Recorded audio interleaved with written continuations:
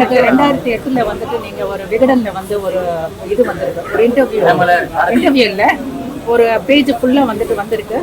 கண்டிப்பா நான் வந்துட்டு அது எப்படி தேடி கண்டுபிடிச்சி எடுப்பேன்.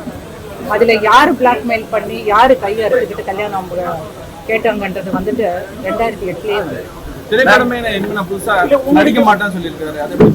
அது அவரோட வருஷமா இல்லாத ஒரு முடிவு எடுத்திருக்காங்கன்னா அது வந்துட்டு எங்களுக்கு சம்பந்தப்பட்டது.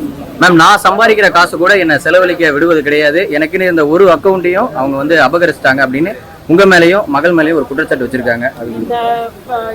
இந்த அவதூறு வந்துட்டு ஏற்கனவே வந்துட்டு கோர்ட்லயே கொடுத்துருக்காங்க. ஒரு கல்யாணம் ஆகி வந்து புருஷன் பொண்டாட்டி ஆனதுக்கு அப்புறம் உன் அக்கௌண்ட் என் அக்கௌண்ட் எனக்கு தெரியல, அது இப்போ மாறி இருக்கலாம்.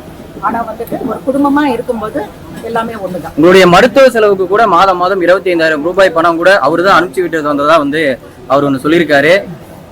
மகன்களுடைய 50 லட்சம் கல்விக்கான ஃபீஸும் அவர் தான் கட்டினார்.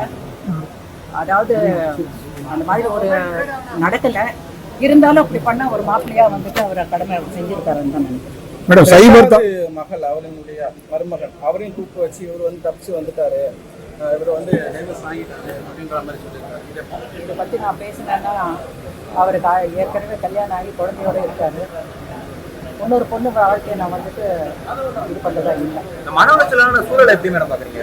ஒருத்தவங்களும் மாற்றி மாற்றி குற்றம் சாட்டுறதா இருக்கட்டும், இந்த சூழலை அவங்க இது வரைக்கும் நீங்க பாத்திருக்கீங்க சார். நான் வந்துட்டு நாங்க வந்து ஒரு 2 வருஷமா வந்து